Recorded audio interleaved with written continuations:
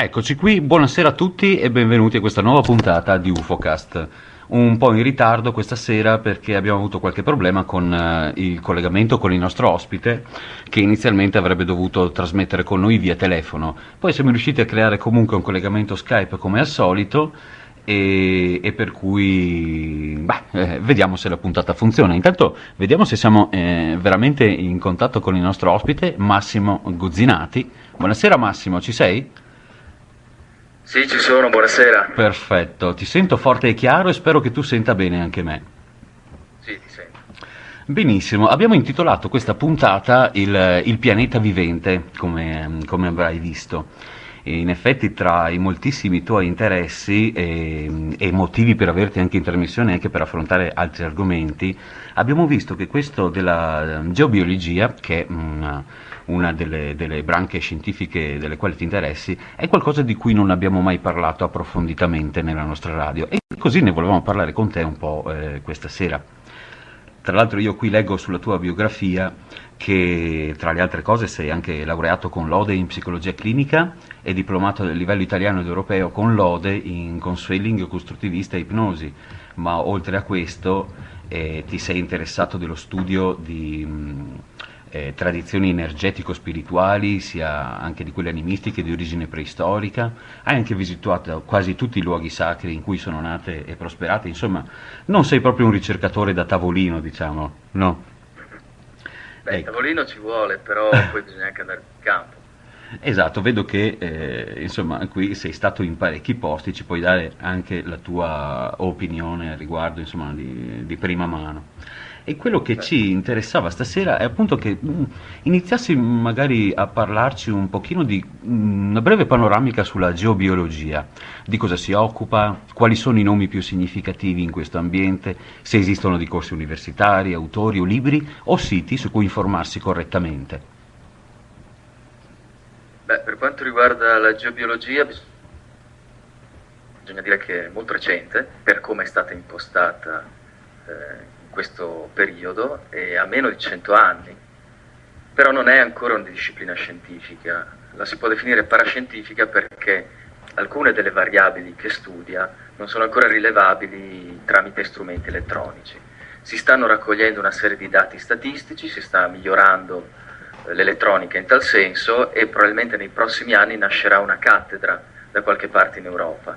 Probabilmente ciò avverrà in Germania perché la Germania è stata da sempre la zona in cui questa disciplina ha potuto svilupparsi maggiormente, perché proprio sono più attenti alle energie elettromagnetiche e alla salute e al benessere dell'ambiente in cui si vive.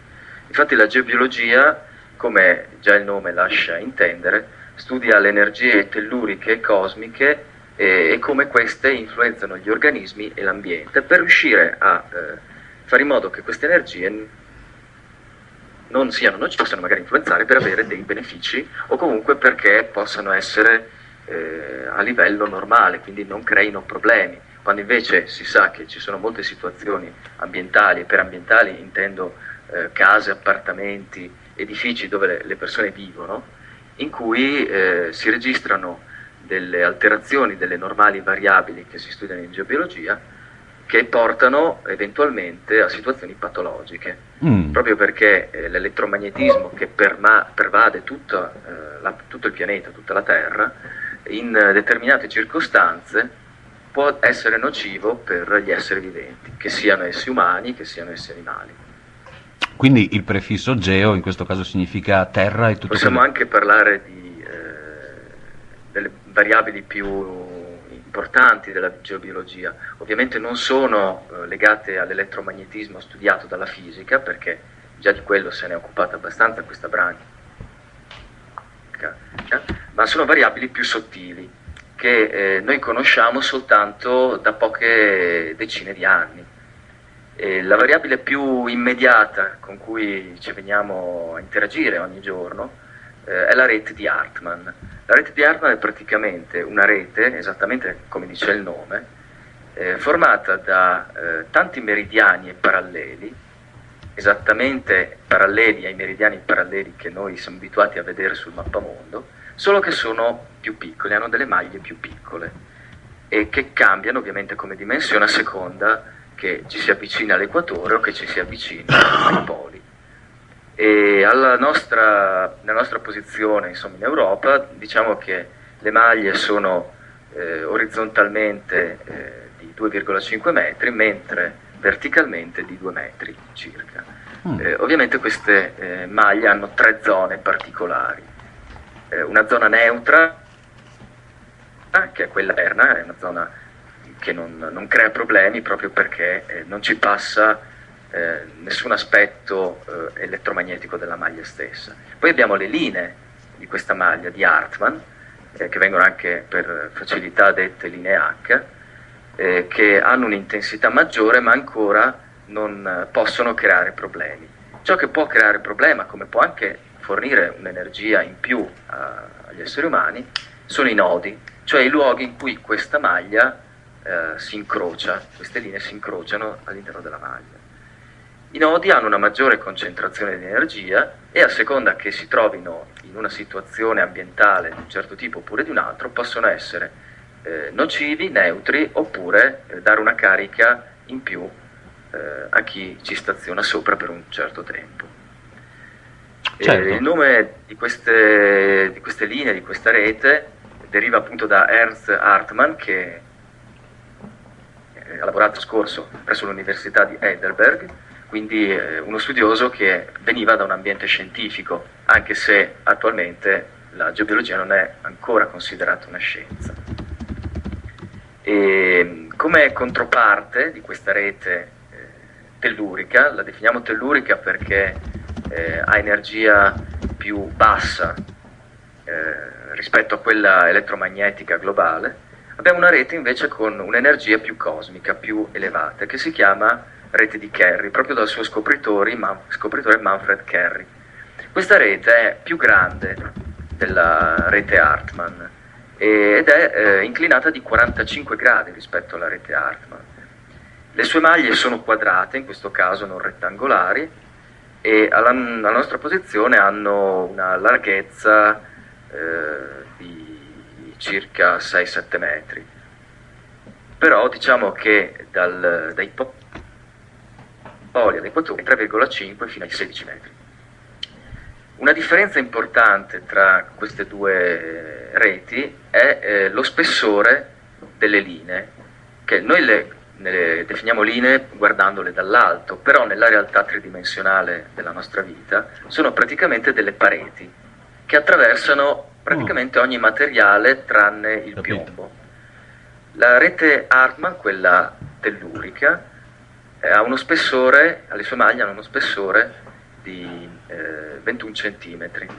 E infatti molte delle colonne, ad esempio, che sussistono all'interno dei templi tibetani, hanno una larghezza di 21 centimetri, proprio perché si posizionano sopra ai nodi e li coprono totalmente, in modo che nessuno possa andarci sopra e quindi non possa risentire della perturbazione che tali nodi possono apportare. Quindi servono a dare un'atmosfera, creare un'atmosfera a un maggiore raccoglimento, a una maggiore disposizione alla spiritualità. Invece le linee della rete Kerry hanno uno spessore più ampio, sono di circa 50 centimetri e quindi sono un po' più difficili da evitare all'interno dell'ambiente domestico soprattutto, e soprattutto se si abita in piccoli appartamenti dove insomma, è difficile spostare ad esempio un divano o un letto in una posizione migliore. Questi due nodi normalmente sono separati tra loro, le maglie ovviamente si sovrappongono, però i nodi tendenzialmente no in natura. Però fin dal Neolitico l'uomo ha scoperto come poterli sovrapporre, e quando un nodo Kerry si sovrappone a un nodo Hartmann viene detto nodo stella. Questo nodo stella unisce in sé l'energia sia tellurica dei nodi Hartmann sia cosmica dei nodi Kerry, e quindi si può avere, tramite la sovrapposizione ad esempio del proprio corpo, un effetto molto più potenziato rispetto alla sua energia. Certo. Sì, Energia che si misura in angstrom. Angstrom praticamente è un decimilionesimo di millimetro.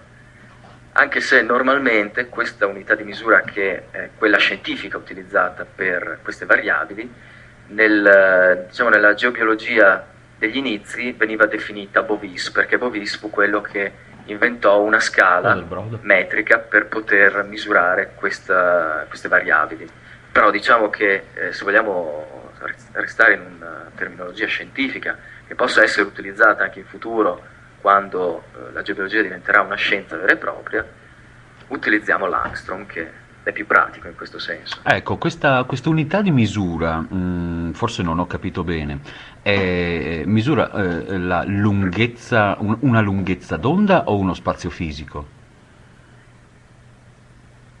È rappresentata da uno spazio fisico, cioè Ah, la distanza tra due onde è proprio un decimilionesimo di millimetro, se consideriamo un angstrom. no, perfetto, perfetto. Mi hai un po' anticipato delle domande che ti avrei fatto un po' più avanti, ma comunque siamo sempre nello stesso argomento. Volevo appunto citare uno dei numerosi libri che hai scritto sugli argomenti di cui ti occupi, che è Geobiologia del megalitismo, che si può trovare anche nel tuo sito, che ricordiamo, non so se sia tuo oppure in società con altre persone, comunque è www.ufdc.eu, Ultime frontiere della conoscenza. Si possono trovare delle notizie e anche i libri pubblicati da Massimo. Ecco, questo Geobiologia del megalitismo in pratica presenti i risultati di 78 perizie geobiologiche effettuate da te in altrettanti siti, e di queste hai anche illustrato. Come, scusa? Esattamente, esattamente. Perfetto, sì, e ci sono anche 65 planimetrie realizzate in una modalità grafica che permette di evidenziare meglio queste variabili. Quindi ci sono 78 perizie che sono relative a tuoi sopralluoghi in luoghi particolari della Terra, tra l'Irlanda, la Gran Bretagna, la Scandinavia, il Giappone, la Cina. Ecco, in questo libro che informazioni possiamo trovare dal punto di vista della conoscenza dell'argomento? Ovvero, un profano può affrontare questo libro o ha bisogno di essere infarinato sulla geobiologia?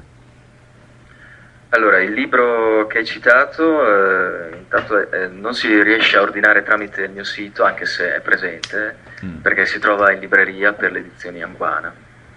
Ecco, E può essere letto da chiunque, perché nei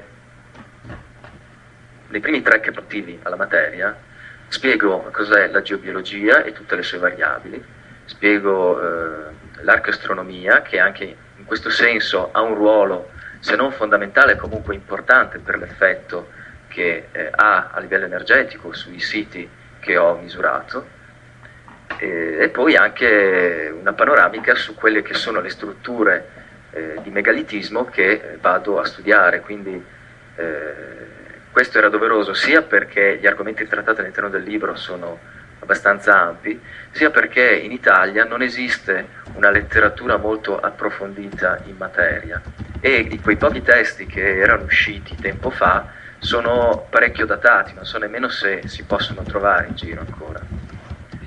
E quello che ho fatto in definitiva, a parte fornire una panoramica iniziale per comprendere bene la materia, è stato quello di presentare appunto i dati delle rilevazioni che ho fatto nei siti riferiti soprattutto al Neolitico in Europa principalmente, ma anche in altre parti del mondo come la Cina, che è molto importante da questo punto di vista, come anche il deserto egizio per il sito particolarissimo di Nabta Playa.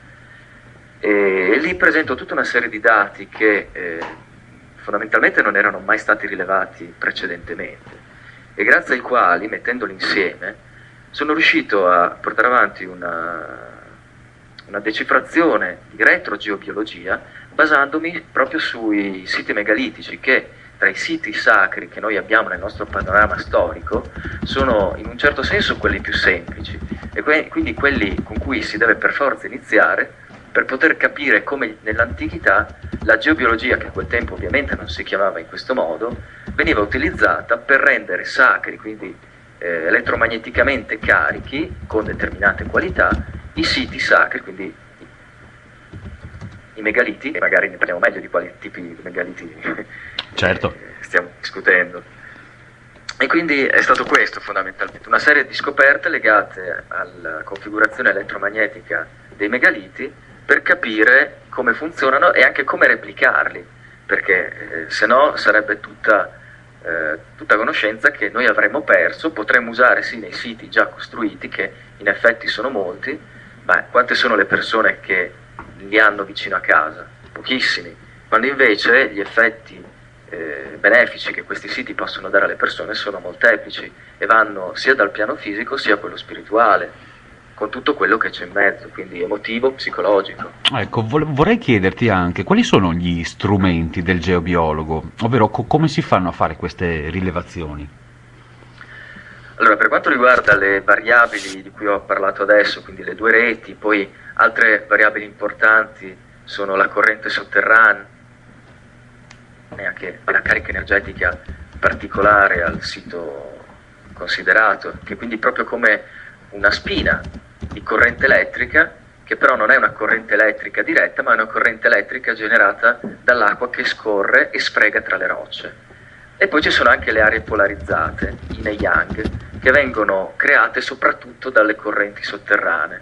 E noi quando già facevamo le elementari abbiamo studiato che per capire la destra e la sinistra di un corso d'acqua bisogna mettersi sopra di esso in direzione, ovviamente metaforicamente, in direzione di dove scorre, e la nostra sinistra è la sinistra del corso d'acqua, la destra è la destra del corso d'acqua. Con le spalle a monte, per dire. Questo principio certo. vale anche in geobiologia, perché un corso d'acqua avrà alla sua sinistra una zona di energia yin, quindi calmante, antinfiammatoria, e invece a destra avremo una zona di energia e attivante, sia a livello fisico ovviamente che anche mentale.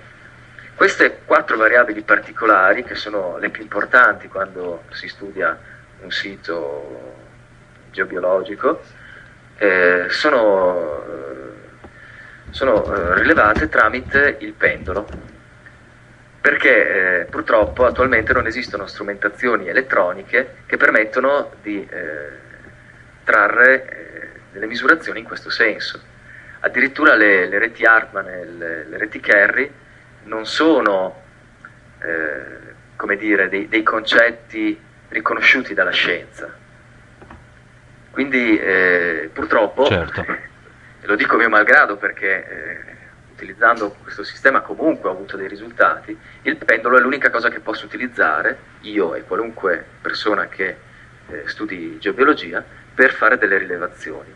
Però c'è un sistema che il livello di errore possibile utilizzando il pendolo, e cioè usando delle fialette omeopatiche che sono caricate con la stessa energia della variabile che si va a ricercare. Ovviamente le variabili inserite in un kit tipico di ricerca sono molte di più di quelle di cui ho parlato adesso, però diciamo che fondamentalmente, essendo queste le principali, tramite queste fialette si riesce a ridurre tantissimo, diciamo l'errore si riduce al 5% o meno. Certo. Sì. E siccome poi si vanno a studiare siti simili, poi l'errore si riesce ad annullare proprio confrontando le varie misurazioni. Ci rendiamo benissimo conto che la scienza ufficiale magari non accetta molto questo tipo di strumentazione, no? Per cui eventualmente ci si può rifare a qualche effetto che si può misurare. Voglio dire, riuscire a rilevare un fenomeno in qualche altro modo e ricollegarlo comunque alla geobiologia. Ci sono, voglio dire, c'è qualche modo per fare qualche esperimento comparato? Sì, un primo modo è la sensibilità individuale. Una volta mi trovavo proprio in un viaggio di ricerca e siccome stavo spiegando quello che stavo facendo a delle persone con cui ero finito a cena, alla fine ho trovato semplicemente un nodo Hartmann che era lì vicino e ho detto a una delle persone che erano lì di metterci la mano sopra e di sentire se effettivamente rilevava la presenza di qualcosa di diverso. E in effetti non sono passati neanche 10 secondi che questa persona ha sentito che c'era una differenza, ma era incredula nel sentire questa sensazione particolare.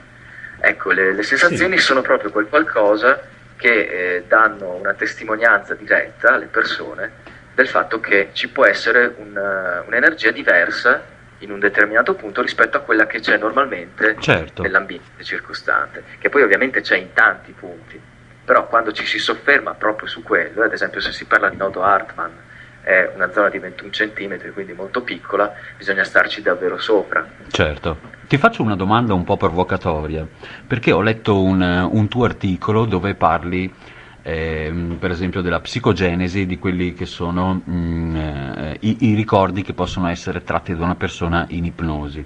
Parlavi appunto di falsi ricordi che possono essere creati. Ecco, Sì. non abbiamo più o meno lo stesso ordine di problema anche quando facciamo testare una cosa a una persona dopo avergli detto o avergli comunque suggerito quello che si appresta a testare? Ah sì, però io non dico mai cosa sentirà Sì, certo, quando una persona vuole verificare.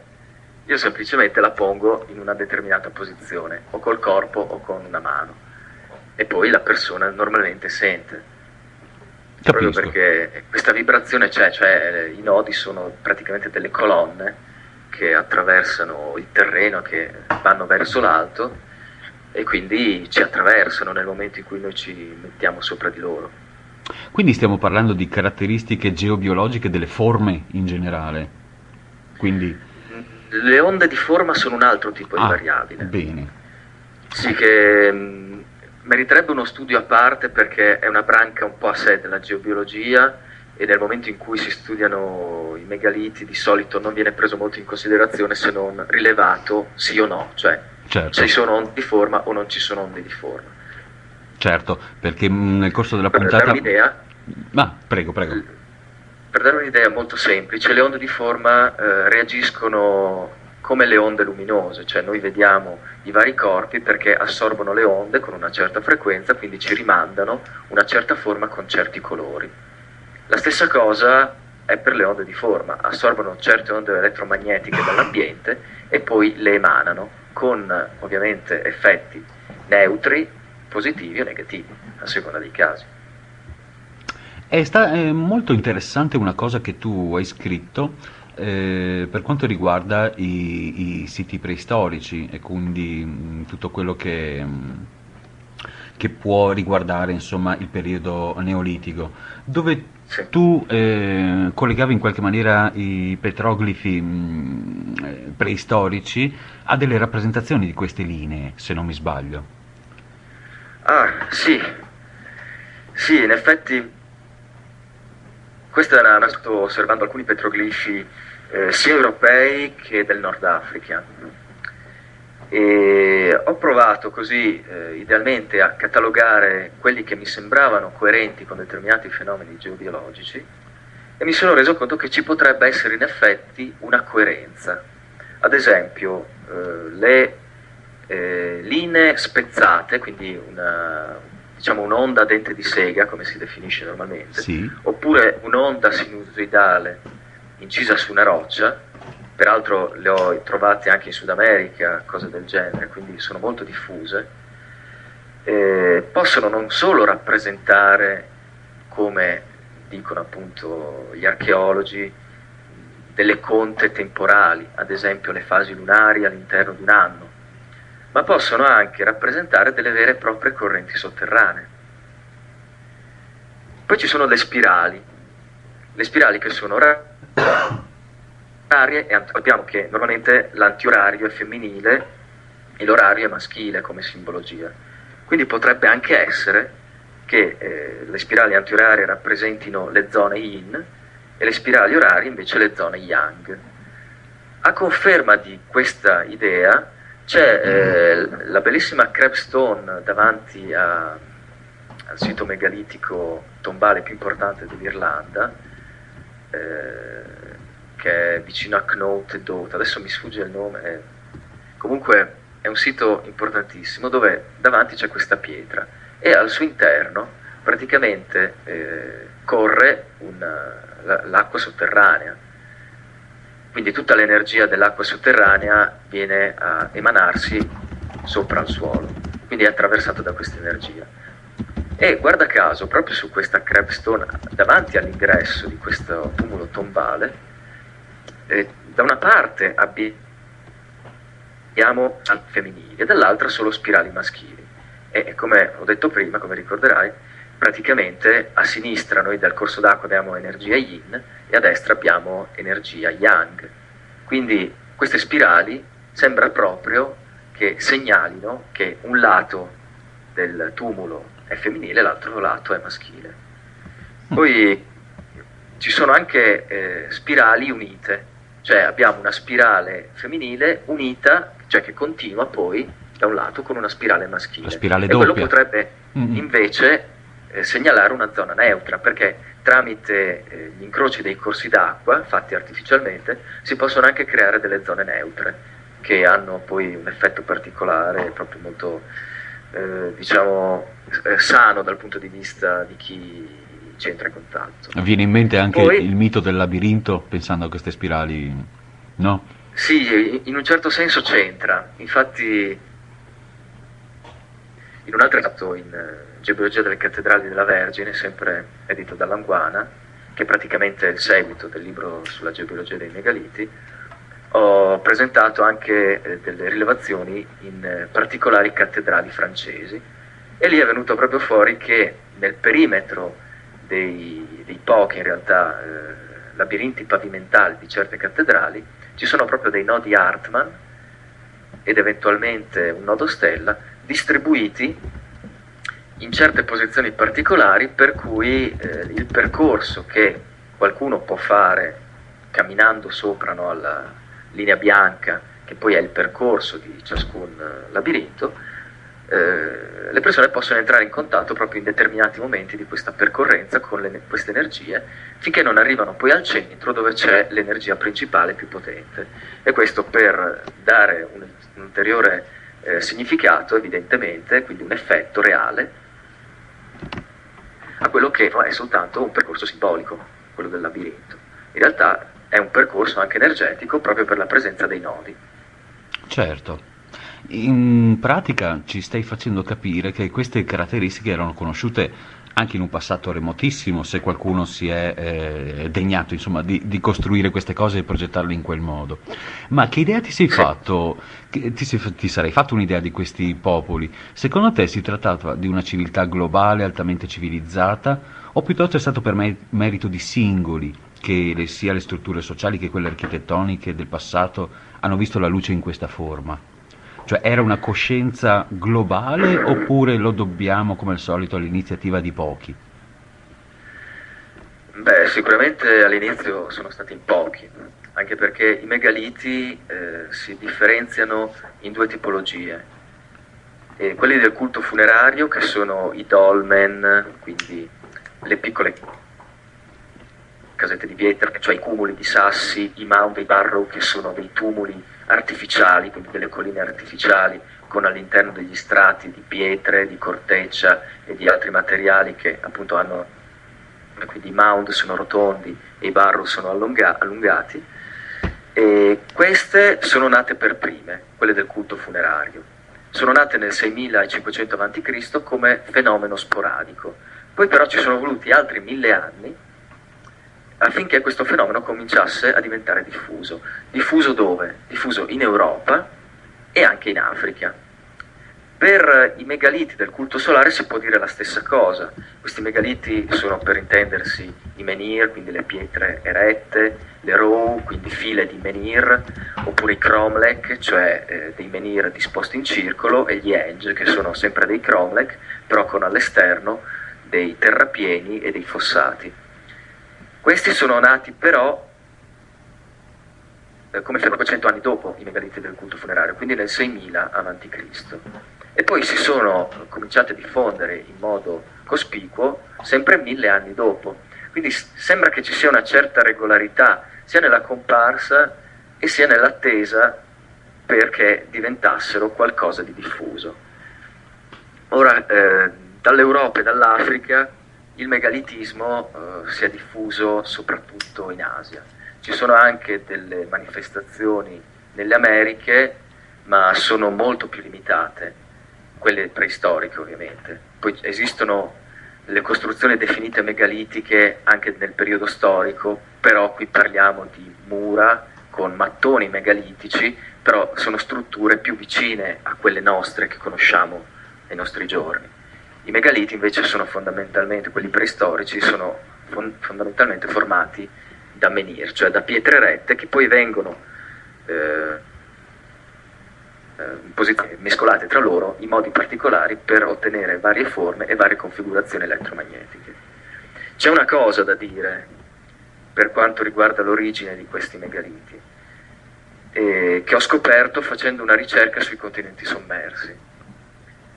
Praticamente sembra che se questi continenti sommersi esistessero davvero, e tramite Google Earth sono riuscito a individuare anche dove potevano essere, queste antiche culture, nel momento in cui c'è stato uno sconvolgimento particolare della Terra nel 10.300 a.C., nei secoli successivi, visto che ci sono stati una serie di diluvi consecutivi dovuti sia a questo disastro, sia anche alla fine dell'era glaciale e all'inizio di un'era molto più temperata e calda, probabilmente hanno diffuso determinate conoscenze che avevano. E una di queste probabilmente è la tecnologia dei megaliti, quindi la tecnologia geobiologica dei megaliti, che poi Certo. è stata tramandata anche alle culture storiche, anche se poi abbiamo delle forme diverse, abbiamo i templi, abbiamo le piramidi, abbiamo Certo. strutture un po' più vicine a quelle a cui siamo abituati. Certo, certo. Quando qui si parla di storia e di preistoria, la preistoria viene fatta coincidere con un'epoca, diciamo, legata al Paleolitico o al Neolitico. Tu prima mi hai parlato di formazioni nate più o meno 6500 anni prima di Cristo o fa, non ho capito bene. 6500 a.C. Perfetto, ecco. Tu conoscerai sicuramente le ricerche fatte anche da Graham Hancock Sì. e Robert Bauval, che datano per esempio la Sfinge intorno a 10.500 anni prima di Cristo. Come le possiamo inquadrare queste costruzioni che sembrano essere successive a quelle che possono essere delle installazioni di megaliti, cioè di megaloma, qualcosa di un pochino più complesso, ma in un'epoca sembra precedente a quella che hai citato tu. Beh, se seguiamo le date di Bouval, sì. Io però sono un po' scettico su queste datazioni perché si basano su una osservazione di tipo archeoastronomico Beh, anche e geologico.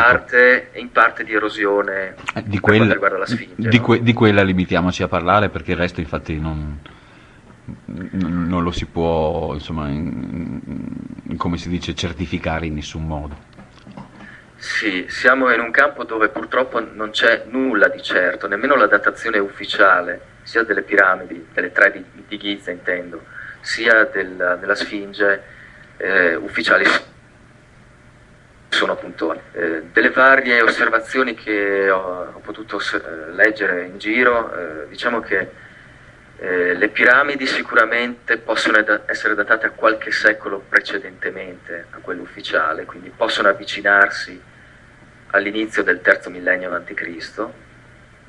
La Sfinge potrebbe essere databile al 5000 a.C., anche perché lì ci sono stati un po' di cose strane, di confusioni avvenute in seno alla discussione sull'erosione, perché comunque è vero che nel Sahara o comunque nella zona anche di Giza pioveva nella preistoria, però è pur vero che la Sfinge si trova in una vasca che si trova sul fondo di una collina sulla cima della quale ci sono altre piramidi, quindi l'erosione non è stata causata soltanto dalla pioggia che veniva dall'alto, ma anche allo scorrere scendevano e che si raccoglievano in questa vasca.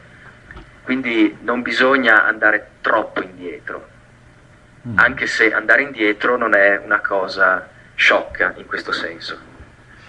Sì, Quindi diciamo che potrebbero essere delle strutture sicuramente particolari come datazione, ma non esagerando, andando oltre il Neolitico. certo, anche perché secondo... Almeno finché non escono novità che possano dare esiti davvero significativi in tal senso.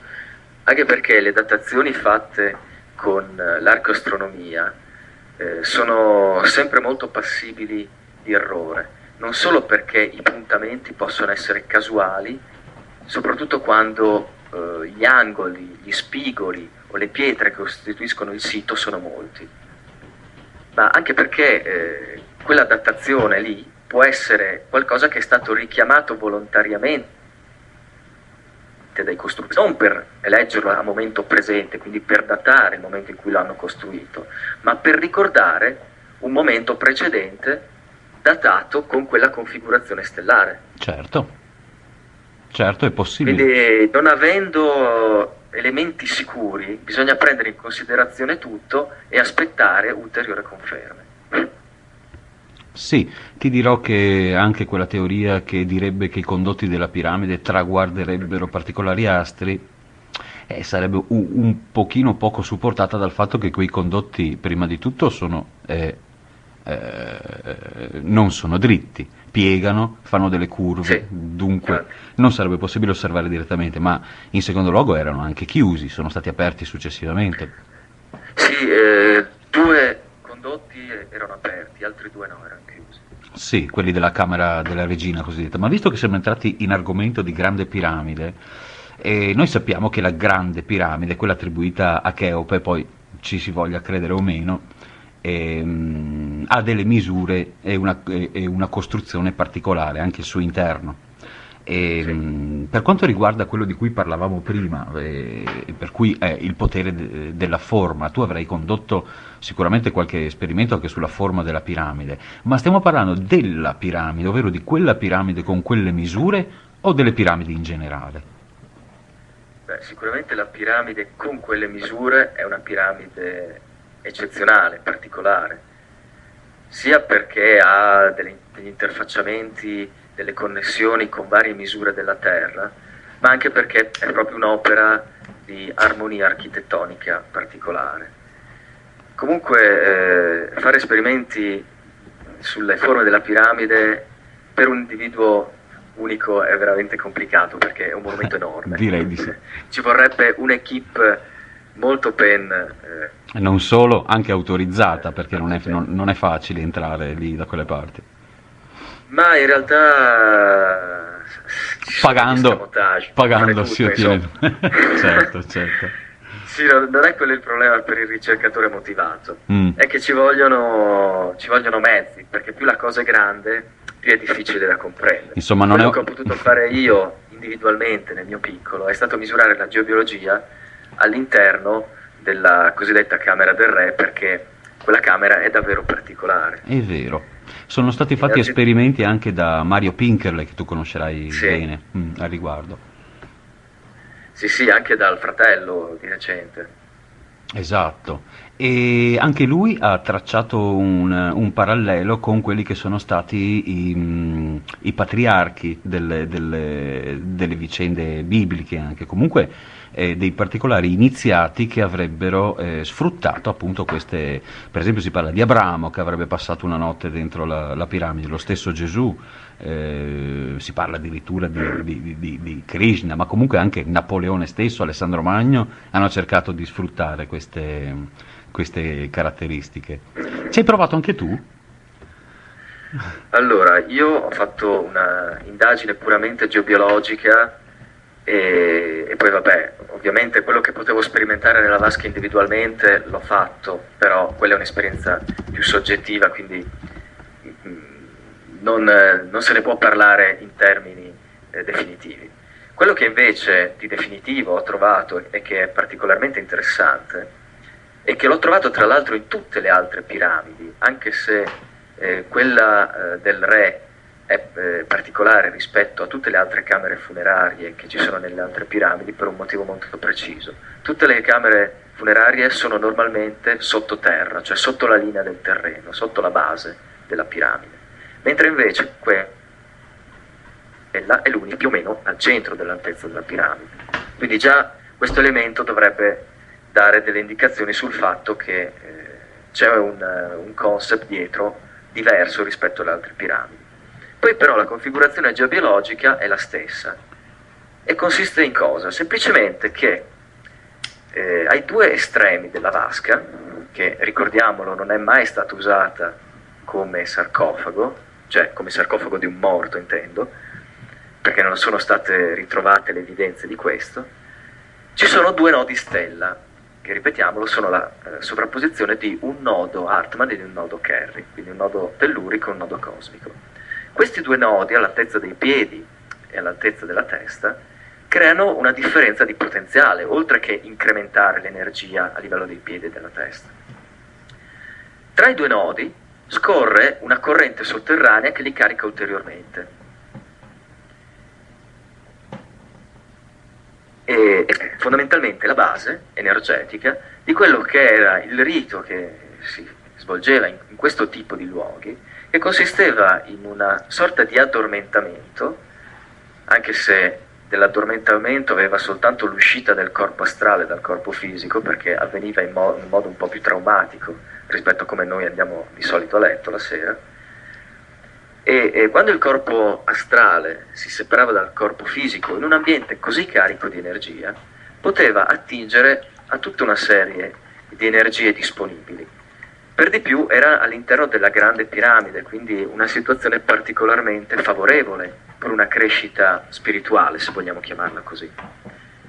Poi, secondo quello che si può sapere oggigiorno di quello che era questo rito tipicamente egizio, il corpo astrale dopo 3 giorni ritornava dentro al corpo fisico, però l'evoluzione che lui aveva acquisito era talmente superiore rispetto a quella che il corpo fisico aveva conservato rimanendo sdraiato nel sarcofago, che l'unione, il ricongiungimento del corpo astrale col corpo fisico creava un flash luminoso. E questo è il principio per il quale venivano impresse delle sindoni vere e proprie. E infatti nella sindone attribuita a Gesù noi abbiamo un'immagine che è in negativo, proprio perché il flash luminoso che si veniva a creare in questa situazione rimandava alla tela un'immagine di questo tipo.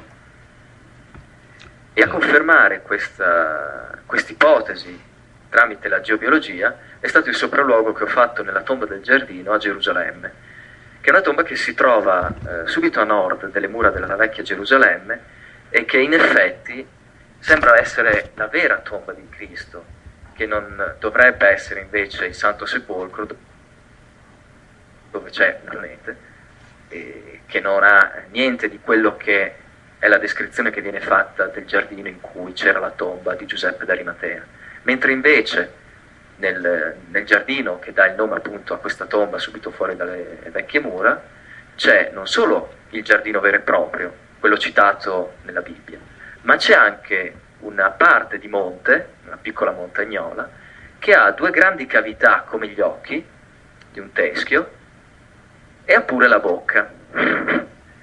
Quindi proprio il monte del Calvario, il monte del cranio. Sì. All'interno di questo luogo c'è proprio una tomba che ha 2 loculi all'interno.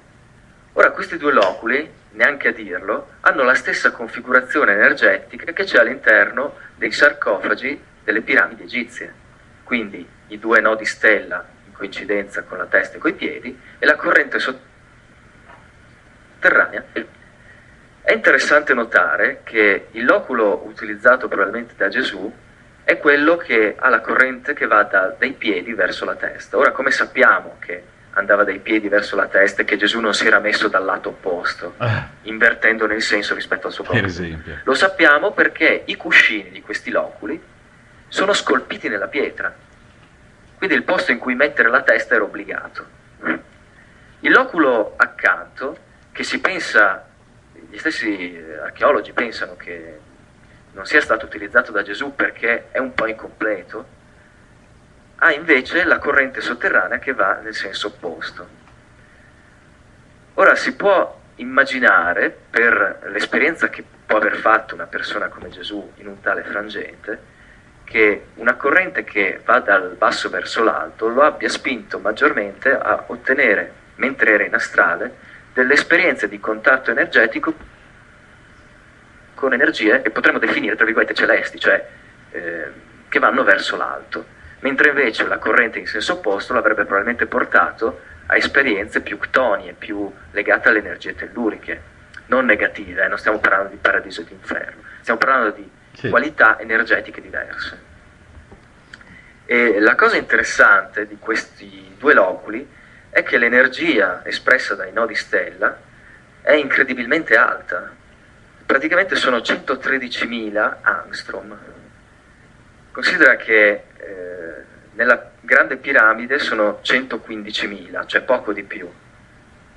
Però la piramide è una struttura enorme, la tomba del giardino è una piccola caverna scavata nella roccia. Certo.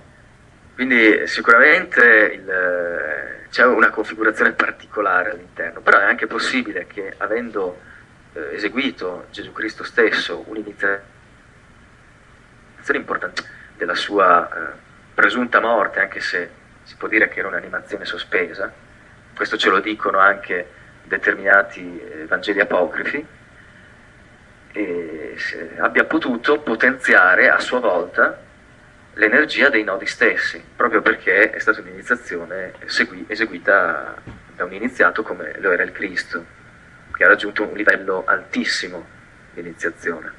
Certo, io mi rendo conto, Massimo, che molti termini, quando si parla di questi argomenti, dovrebbero essere virgolettati, per esempio astrale, per esempio energie, in qualche maniera, Sì. vero, ecco, non abbiamo questi strumenti che ci segnano, per esempio l'elettromagnetismo lo conosciamo, la gravità la conosciamo, riusciamo insomma in qualche modo. Guarda, diciamo che l'astrale non è una cosa così difficile in realtà da capire, nel senso che sono state studiate dalla scienza le esperienze di premorte. Le esperienze di premorte certo, non sono altro certo, ma come nell'argomento... condizioni particolari.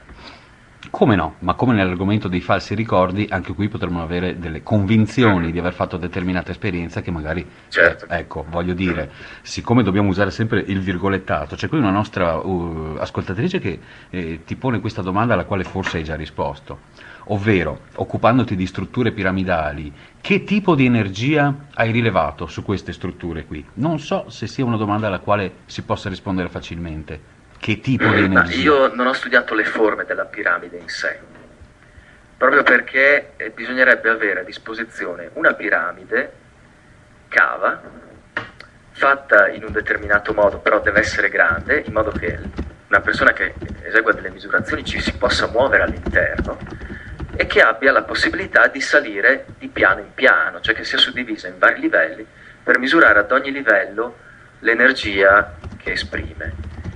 Io purtroppo non ho a disposizione queste associazioni che hanno svolto degli esperimenti, non so come, sulle piramidi, quindi sulle pietre ad esempio piramidali che noi troviamo in qualunque negozio di quarzi e di cose di questo tipo. Una cosa, ecco, che posso invece dire è che il materiale di cui sono fatte queste pietre è fondamentale, e soprattutto perché deve avere delle caratteristiche doppie, cioè le pietre si suddividono in pietre vere e proprie, cioè rocce, e cristalli. Ora, le pietre normalmente tendono ad assorbire l'energia, i cristalli tendono ad emanarla. Le pietre che vengono utilizzate per l'architettura sacra, che va dal megalitismo ai templi di origine storica, o anche cose più recenti, sono formate da un interno di quarzo, quindi abbiamo una pietra vera e propria e poi all'interno dei cristalli di quarzo. Questi cristalli aumentano le capacità energetiche della pietra, sia di assorbire che di emanare, perché noi sappiamo che il quarzo ha un effetto piezoelettrico, quindi l'elettromagnetismo si trasforma in pressione e la pressione si trasforma in E elettricità. sappiamo anche che il granito ne è ricco, giustamente. Esatto. E infatti è per quello forse che la parte più interessante della piramide internamente è di granito. Certo. Ovviamente anche le pietre che non posseggono il quarzo hanno delle qualità, sì, però non hanno la possibilità di amplificare l'energia elettromagnetica allo stesso modo. Quindi Infatti se noi osserviamo tutti i megaliti di tutto il mondo, anche guardando quelli indiani, anche guardando quelli dell'Africa occidentale, noi abbiamo comunque una percentuale di quarzo in quel tipo di rocce che magari si usano soltanto lì. certo. Quindi si distingue tra roccia e cristallo. Normalmente sì, poi si sa che sono sempre pietre con dentro quarzi. Chiaro, sì, sì. Quindi si chiamano rocce, però si sa che non sono soltanto semplici rocce. Comunque, tornando un pochino al discorso di prima, anche tu ti sei occupato di religioni comparate, mitologie comparate, e ti sei accorto Certo. come molte persone che leggende e miti dappertutto nel nostro pianeta si assomigliano, si sovrappongono, si rincorrono, spesso sembrano parlare della stessa cosa. E potremmo anche prendere per buono ciò che tu prima hai accennato prima, dove alcuni miti, alcune leggende si rigenerano, giusto? Quindi parlando di cose successe molto prima, rinascono determinate leggende, vengono ricostruiti i templi nello stesso luogo. Da questo punto di vista ti sarei fatto anche un'idea, immagino, su quelle che possono essere state delle civiltà del passato. Citiamo Atlantide, Iperborea, Mu. Sì. Quindi, parlando di questa piramide, della Sfinge e del resto, più o meno su che periodo storico collochi l'esistenza di queste civiltà planetarie, insomma? Beh, io ho scritto un libro apposta per presentare i risultati di questa ricerca, che tra l'altro non ho iniziato nemmeno volontariamente, ma mi ci sono trovato in mezzo e quasi con un nobile termine, proprio mentre svolgevo la ricerca sui megaliti, perché non veniva fuori il bandolo della matassa se consideravo solamente la storia ufficiale, perché i megaliti compaiono dal nulla, però compaiono da determinate direzioni. Ora, quello che hai detto prima delle cose che si ripetono è vero a due livelli, nel senso che tutto l'universo, compresa la psiche umana, gli archetipi si manifestano attraverso le caratteristiche umane, attraverso le caratteristiche architettoniche, attraverso le caratteristiche delle divinità, attraverso le caratteristiche della psiche. Quindi è normale che noi troviamo delle cose che si ripetono, anche tra civiltà che non si sono mai toccate. Tra l'altro c'è anche la teoria del campo morfogenetico, secondo la quale quando una civiltà raggiunge un certo livello di consapevolezza, attraverso il contatto inconscio, quindi tra una dimensione che potremmo anche definire astrale, queste conoscenze arrivano inconsciamente agli individui che vivono dall'altra parte del mondo e questi pian piano le sviluppano materialmente pure loro. Sebbene ci sia questa teoria e sebbene gli archetipi si ripetano, esistono delle evidenze di cui mi sono accorto per le quali è assolutamente plausibile che siano dei continenti sommersi. Ora, come ti ho detto, per rilevarli ho usato Google Earth e ho trovato che Iperborea poteva essere dove ora c'è la Groenlandia, mentre invece Atlantide poteva essere nelle isole che si frappongono circa a metà dell'oceano. La Groenlandia come Greenland, la terra verde di cui... Sì. Ecco. Sì, anche se a quel tempo la Groenlandia aveva una parte di terra in più a meridione, che è stata poi spazzata via da un evento cataclismatico che poi ha portato al grande cambiamento del 10.300 a.C. E poi ho individuato anche che ci poteva essere una Lemuria nell'oceano Indiano e una Mu nell'oceano Pacifico. Queste culture ovviamente noi le vediamo ideali, abbiamo qualche informazione forse proveniente da Platone per quanto riguarda la sola Atlantide, abbiamo qualche accenno mitologico di Iperborea anche magari in India che si può richiamare a quella regione, però non è che abbiamo molti dati su cui lavorare. Quelli infatti su cui ho lavorato io è stato cercare di capire dove partivano delle nuove tecnologie nelle varie civiltà del mondo e cercare di trovare le tracce per riportarle proprio geograficamente come un percorso fatto di tanti puntini a queste 4 zone geografiche che avevo individuato su internet. E in effetti sono venute fuori delle cose molto interessanti. Infatti sembra proprio che il megalitismo sia iniziato soprattutto con le migrazioni di da Atlantide anzi,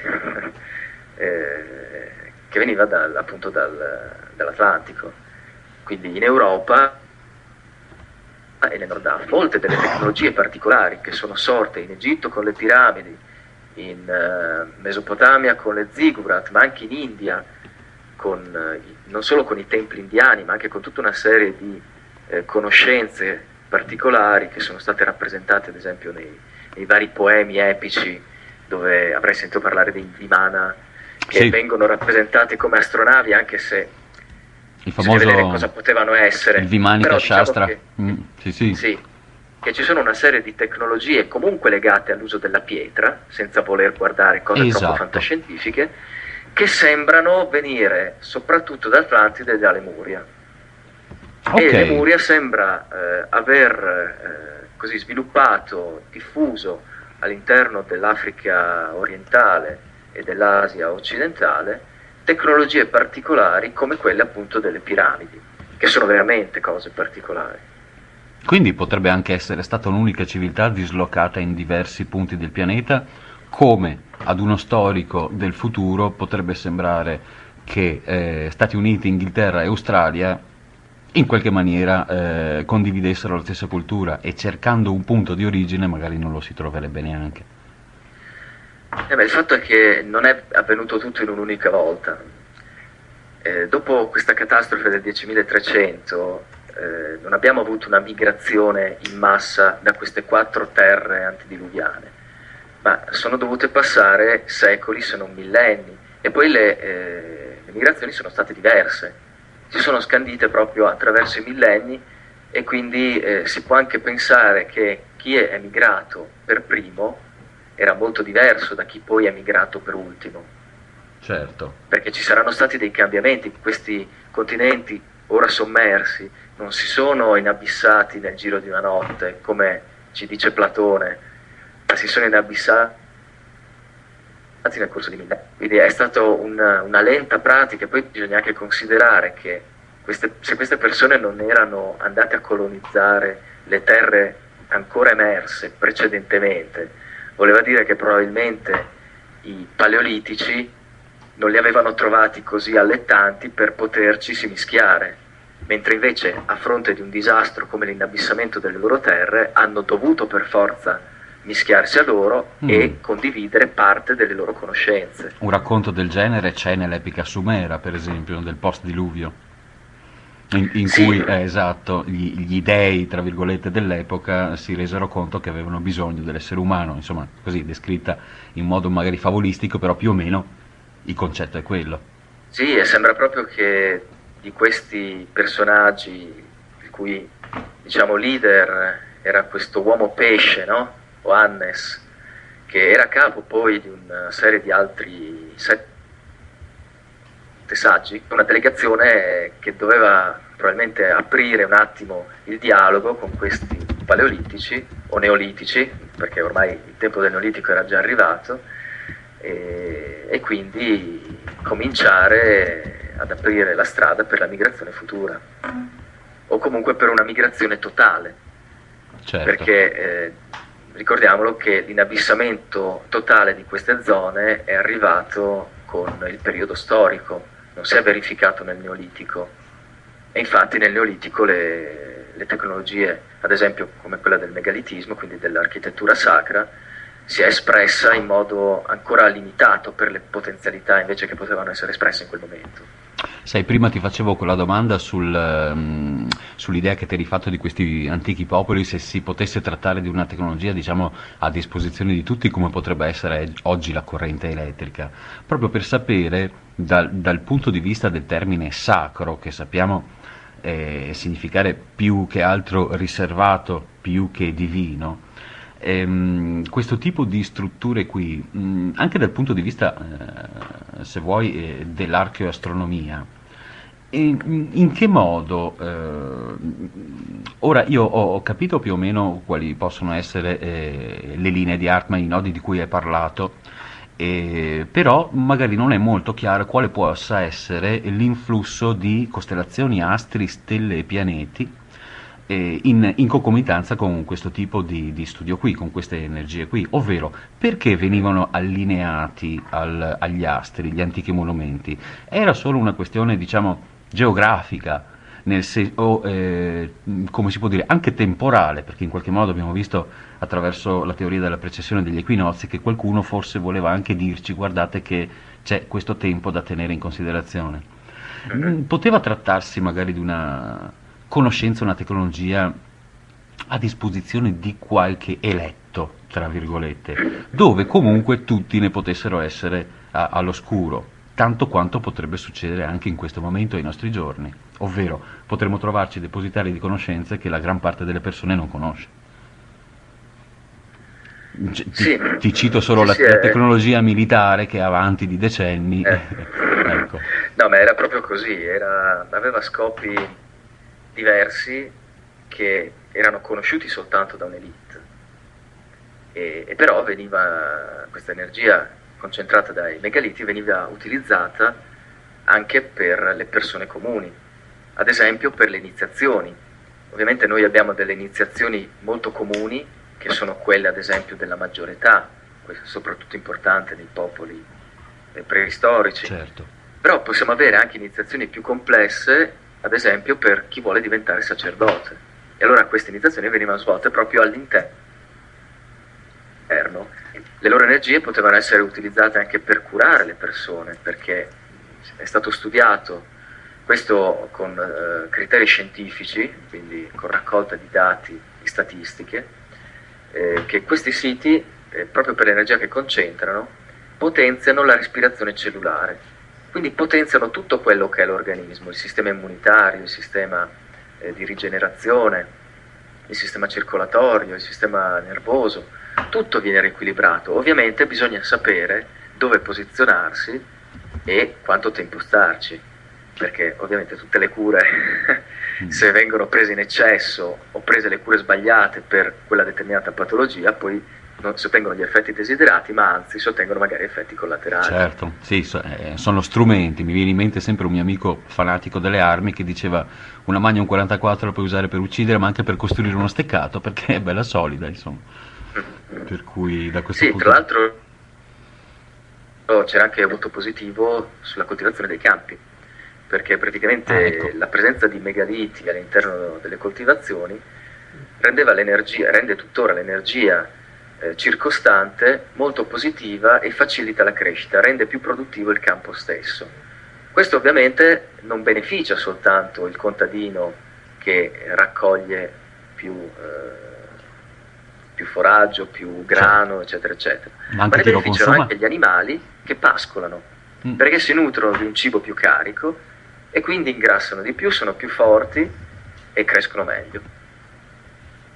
Sì, tu citi una specie di agopuntura della Terra, se non sbaglio. Sì, Quindi sì, sì, questo. abbiamo quasi una, sembra che stiamo arrivando a una teoria unificata tra quello che professa la medicina tradizionale cinese con la teoria dei meridiani, le catene lineari di Antonio Caligaris e queste reti di energia di cui ci parli tu. Hai avuto modo di vedere che alla fin fine si parla delle stesse cose con termini diversi o stiamo parlando di discipline e di ambiti diversi? No, no, guarda, è la stessa cosa, solo che ovviamente nel corpo umano ci sono delle differenze rispetto all'organismo terra. Le similitudini invece le vediamo molto, molto facilmente. Ad esempio, abbiamo parlato di due reti importanti, l'Hartmann e la Kerry. nel corpo umano ci sono due tipi di meridiani importanti, quelli irregolari, che sono 8 e scorrono centralmente al corpo, e i 12 irregolari, che sono a coppie e sono uniti ai vari organi, quindi prendono poi i nomi degli organi a cui sono connessi. E quindi vedi che c'è questo ritorno particolare. Un'altra cosa che ho notato come similitudine tra le concezioni cinesi, che sono avanzatissime rispetto a tutte le altre culture del nostro passato e anche rispetto a molte cose della Qui scienza moderna. spezzi, cioè sfondi una porta aperta con me. Quindi, Ma se hai contattato questo tipo di cultura, ma anche di rimedi, avrai visto certo, l'efficacia, oltre che la particolarità dell'ottica. Tra certamente. l'altro esiste una geobiologia La via breve millenaria, piuttosto che la via lunga, queste tra cose qua. l'altro, esiste una geobiologia millenaria in Cina che si chiama Feng Shui, Per esempio. che considera parametri diversi dalla geobiologia, però alla fine arriva sempre agli stessi risultati, cioè il benessere dell'ambiente. Ecco, qui E siamo una cosa arrivati. che ho notato di connessione, di giunzione tra la tradizione cinese e la geobiologia dei megaliti è quella con i 5 elementi. I 5 elementi che in Cina sono la terra, il metallo, l'acqua, il legno e il fuoco. Esatto. Sì, dove il metallo, diciamo che sostituisce nella concezione più occidentale, e Sì, il legno sostituisce manca l'aria dei nostri elementi. il legno in un certo senso Mm. sostituisce il vento. Ha delle caratteristiche comuni, quindi se vogliamo fare un parallelismo, anche se non è proprio corretto al 100%, possiamo fare questo tipo di associazione. Sì, perché il vento E se noi è una... consideriamo Prego. questi 5 elementi, possiamo riconoscere nel megalitismo la terra. Dove la riconosciamo? Nelle tombe a tumulo, i mound e i barrow, cioè queste colline artificiali con dentro strati di legna, di carbone, di sassi, che hanno un'energia completamente yin, tendenzialmente. Poi, a seconda di come vengono configurate le correnti d'acqua che ci passano dentro, può diventare anche yang. Però abbiamo la terra. E poi abbiamo il metallo, che in questo caso sono i megaliti stessi, cioè proprio le pietre, perché contengono il quarzo. In questo caso il quarzo simbolicamente è l'illuminazione del metallo, anche perché comunque le pietre provengono da sottoterra, quindi sono Certo. sempre legate a questo elemento. Poi abbiamo l'acqua, infatti molti siti sacri sono composti da acqua, a parte i laghi che magari sono naturali e quindi l'uomo se ne beneficia perché ci capita e ne riconosce le proprietà, ma abbiamo pozzi sacri, ad esempio noi ne abbiamo molti in Sardegna, Sì, pozzi sacri di fonti che hanno un'energia e una carica particolare. vero. E poi abbiamo il legno, perché comunque gli alberi nell'antichità venivano considerati sacri dai Celti. Il legno in questo caso, se si trova su dei nodi, quindi ad esempio al centro di una collina, diventa praticamente un menhir, però non è di pietra, è di legno. Però, Ovviamente la diffusione dell'energia è diversa, però in più cosa c'è? C'è la vitalità dell'albero, che fa l'energia tellurica in questo caso. sì, E poi se vogliamo abbiamo anche il fuoco, perché questo ce lo insegnano sempre i Celti, nei punti energetici, quindi dove ci sono dei nodi, eventualmente stella, non si possono mettere soltanto vegetali o pietre, oppure dei pozzi, ma si possono mettere anche dei fuochi, si possono accendere dei fuochi. Infatti le 4 feste celtiche particolari venivano chiamate feste del fuoco. E un'altra cosa interessante che si nota nella differenza tra posizionare un menhir e posizionare un falò sopra a un nodo è la stessa che abbiamo tra fare agopuntura e fare moxabustione. Cioè uno però. sfoga l'energia, l'altro invece aumenta la carica proprio in quel punto. Molto interessante questa cosa che hai detto. Ti farei qualche domanda che ci sta ponendo il pubblico in questo momento, se non ti dispiace. Prego. Ci chiede Armando May se conosci il sito di Kulgan in Kazakistan e in quel caso ci chiede quale tipo di energia è presente in questa che viene chiamata la Stonehenge dell'Est. Allora, io non sono stato a Kurgan e quindi non posso dire cosa ci sia. Certo, Il quindi fatto che si chiamino Stonehenge tanti posti nel mondo, però è diciamo una generalizzazione solitamente giornalistica. sì, è una similitudine visiva più che altro. Sì, in effetti di tutte le Stonehenge che ho visto, chiamate appunto Stonehenge di qua e di là, ben poco c'è di Stonehenge, nel senso che la Stonehenge in Italia che si trova in Lazio non mi sembra ci sia molto, la Stonehenge africana che si trova nel deserto egiziano è molto diversa, anche se ha Mm. delle similitudini. Questa Stonehenge fa notare l'ascoltatore, non l'ho potuta misurare, quindi non potrei aggiungere nulla a quello che è già Certo. stato detto. Beh, benissimo, noi te l'abbiamo girata proprio per dovere di giornalistico, diciamo. E poi ci Però se chiedeva... non sbaglio, mi Mm, sembra che sia una cosa molto antica, quindi potrebbe essere una delle prime apparizioni geobiologiche di megalitismo, se ecco, ben ricordo. potrebbe essere che nel tempo alcuni luoghi perdano la loro connessione con o che la rete stessa si sposti in qualche modo. Ma la rete in realtà è soggetta a movimenti, ma a movimenti non particolari, nel senso Non che se passa una significativi. corrente d'acqua, la rete invece di essere perfettamente simmetrica ha le maglie che si tirano verso la corrente, ad esempio, oppure quando c'è un temporale, un terremoto, la rete si muove, ma ondeggia, diciamo, non è che si sposta tantissimo, anche perché essendo le maglie di 2 metri, sì, questo spostamento, questi sommovimenti non si sentono, cioè la rete più o meno rimane sempre al suo posto, Certo, anche se modifica la sua forma. certo.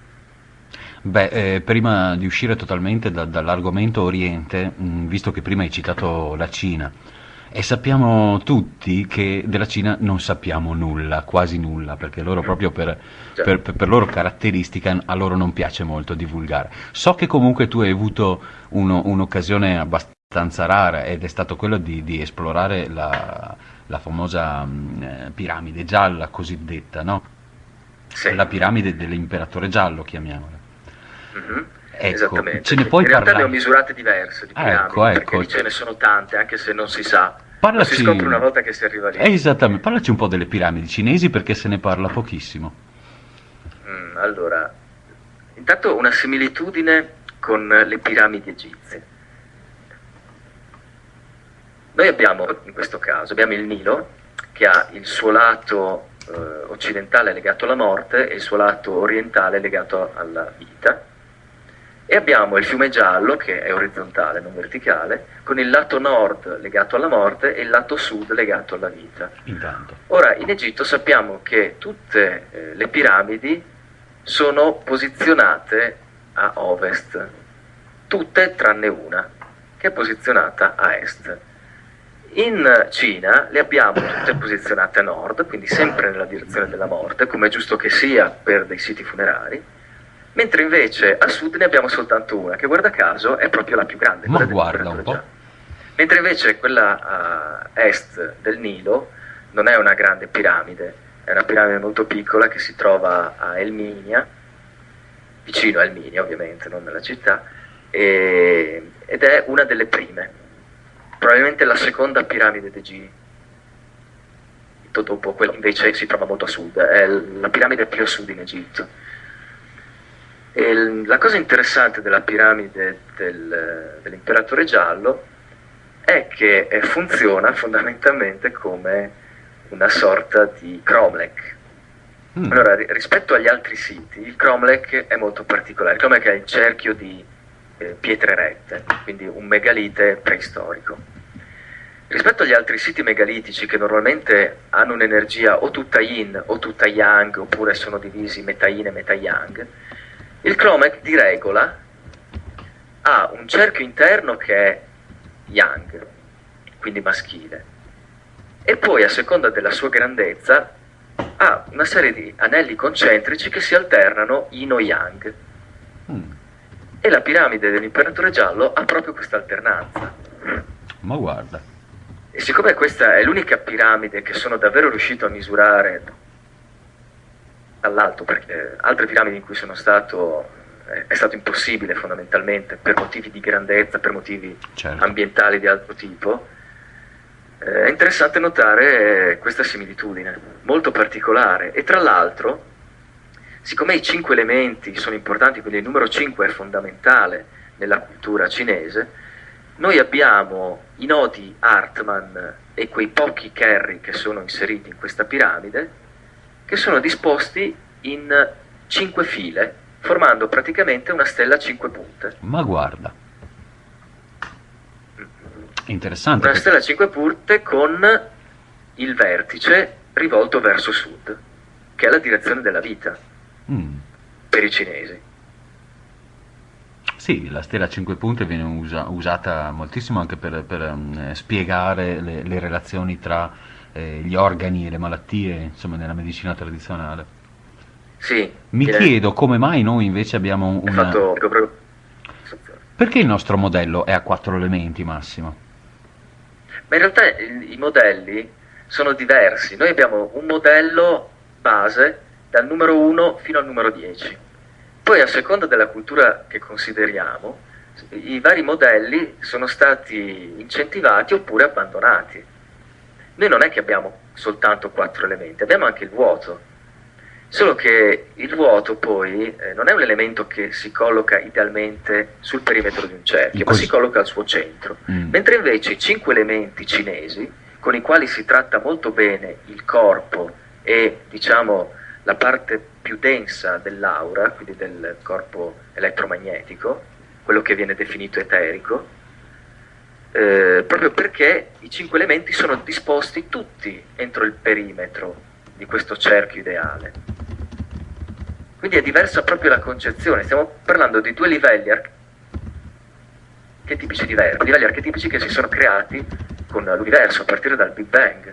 Prima l'universo era un 1, una biglia, è esploso e da lì si è cominciata a creare la dualità materia-antimateria, poi queste due entità si sono relazionate tra di loro, quindi hanno potuto diciamo annullarsi e distruggersi reciprocamente finché non è rimasto qualcosa. Questo qualcosa era un terzo elemento che poi ha portato alle 4 forze principali, che sono l'elettromagnetica, la nucleare forte, debole e la gravità.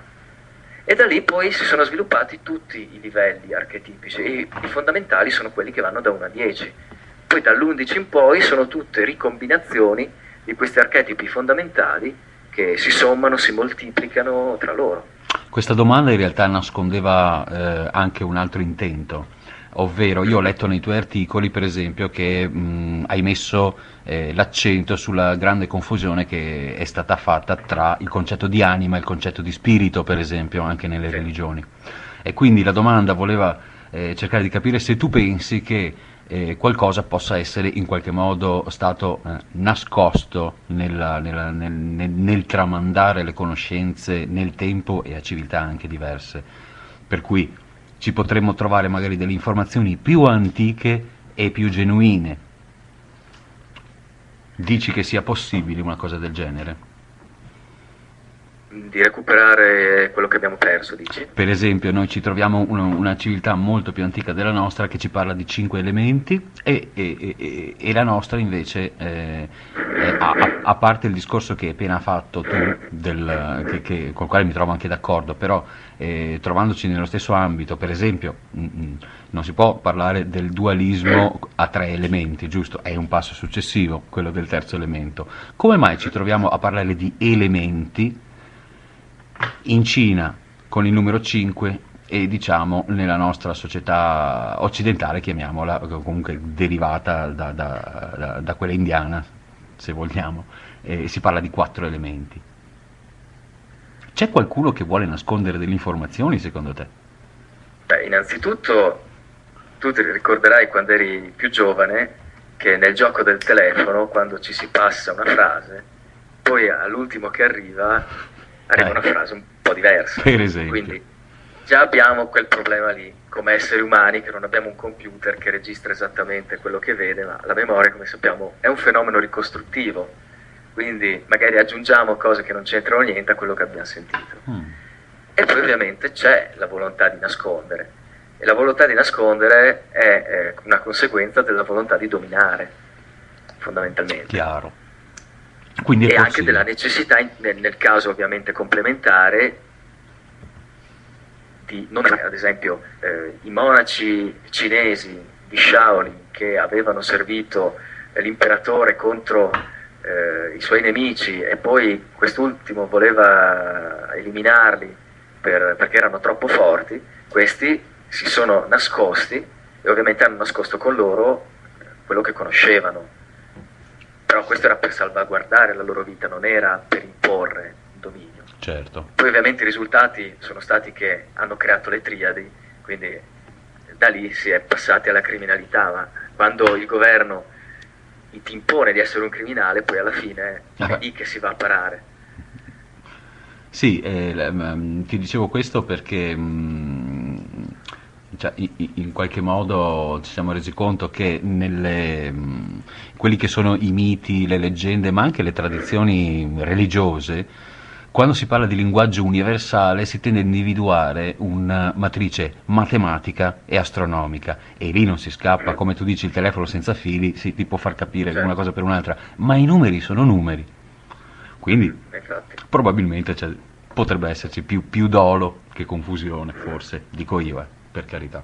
Sì, no, ma quello infatti ci richiama a qualcosa di tangibile che non può cambiare, perché i numeri, come li vediamo in architettura, in matematica, in astronomia, cioè sono quelli che tu li guardi da Boschimano o Esatto, che li guardi da Celto, o da gatto. cioè sono quelli, quindi gli devi dare il valore che hanno, li devi richiamare al loro valore archetipico, cioè al loro livello di raggruppamento, che può essere un raggruppamento di 4, di 5, di 6, di 7. Quello che interviene molto nella nostra realtà è quello di 12, ad esempio, Certo. dei 12 segni zodiacali, che è stato usato ad esempio per le 12 tribù di Israele, e che ovviamente susseguente poi Chiaro. al 7, che è stato associato ai 7 pianeti visibili. E infatti Gesù aveva, anche se è poco noto, aveva 7 apostole, Mm, oltre che 12 apostoli. vedi. E, un esempio di questo tipo di occultamento, che non so quanto sia voluto dai suoi fautori o quanto sia stato imposto dall'ignoranza, è il fatto che, ad esempio, la massoneria, che proprio per il suo nome dovrebbe conoscere molto bene la geobiologia, anche se non chiamandola così, perché la massoneria esiste da secoli, quindi la geobiologia esiste da neanche un secolo, avrebbero dovuto mantenere vivo questo corpo di conoscenze, mentre invece si nota nel corso della storia che le costruzioni geobiologiche sono diminuite sempre di più, fino a terminare completamente con la seconda guerra mondiale. E infatti noi oggi abbiamo delle chiese che sono moderne e che di chiesa non hanno assolutamente nulla, perché non concentrano le energie per rilasciare la propria pesantezza e poi in un secondo tempo attingere a un'energia più luminosa e spirituale, perché sono degli edifici normalissimi. Quello che si fa nelle chiese moderne lo possiamo benissimo fare in casa nostra. Non sono dei luoghi che favoriscono il contatto col divino che abbiamo Ma dentro. quello non l'ho mai pensato. Non so perché. Ma se provi a entrare in una chiesa... Giuro che ci ho provato, Massimo, giuro. Giuro. Ho 47 anni, nelle chiese ci sono entrato. Ma senti la differenza in quelle moderne? Come no? Mamma mia, però non tanto positiva. No, appunto. Esatto, certo, certo. Ma perché nelle chiese, nei luoghi comunque di culto, sono geobiologicamente configurati, cosa succede? Che abbiamo delle zone, una è l'ingresso e una è davanti all'altare, in cui c'è una grande concentrazione di nodi Hartmann. E così una persona quando entra viene a rilasciare la sua energia pesante, le sue tensioni, gli stress, chiamiamolo come vogliamo, però li viene a rilasciare perché questi nodi li assorbono. e i nodi invece che sono davanti all'altare servono a fare la stessa cosa prima di ricevere la comunione, oppure servono quando ci si pone sopra la bara durante un funerale, affinché le energie residue del defunto vengano assorbite dalla terra e non rimangano così nel corpo come delle larve che, non so se hai mai sentito parlare delle larve spirituali, che fondamentalmente sono dei residui energetici della parte più grossolana del campo bioelettrico. Qualcuno le accomuna anche alle forme, cosiddette forme pensiero. Sì, ecco, sì, sono il corpo mentale, il corpo emotivo e il corpo eterico fondamentalmente. Ho capito. Che in base proprio per la morte particolare che il soggetto ha subito, non vengono assorbite normalmente dalla terra e quindi hanno bisogno di un aiuto. In questo caso l'aiuto sono proprio questi nodi concentrati davanti all'altare. Poi per il resto di nodi non se ne trovano all'interno delle chiese, quindi è un ambiente molto neutro, pulito. Si trovano però dei nodi sugli altari. Tutti gli altari hanno centralmente un nodo che è normalmente un nodo stella, quindi una sovrapposizione del nodo tellurico e del nodo cosmico. Quelli lì invece servono per conferire energia sia al sacerdote che mentre officia la messa ci appoggia le mani sopra, sia per dare energia alle ostie consacrate, perché poi il sacerdote appoggia il contenitore proprio in quel punto, o almeno dovrebbe farlo, e poi ci appoggia anche il calice del vino, che ovviamente si carica con l'energia del nodo. E quindi è tutto funzionale a portare avanti una messa energetica. L'ostia non è consacrata soltanto dalla preghiera del sacerdote, ma anche dall'energia particolare concentrata sull'altare. E i punti esatti si riconoscono perché di solito c'è inciso un quadrato con una croce sull'altare, nel punto esatto dove c'è il nodo, oppure c'è un piccolo vano con un coperchio.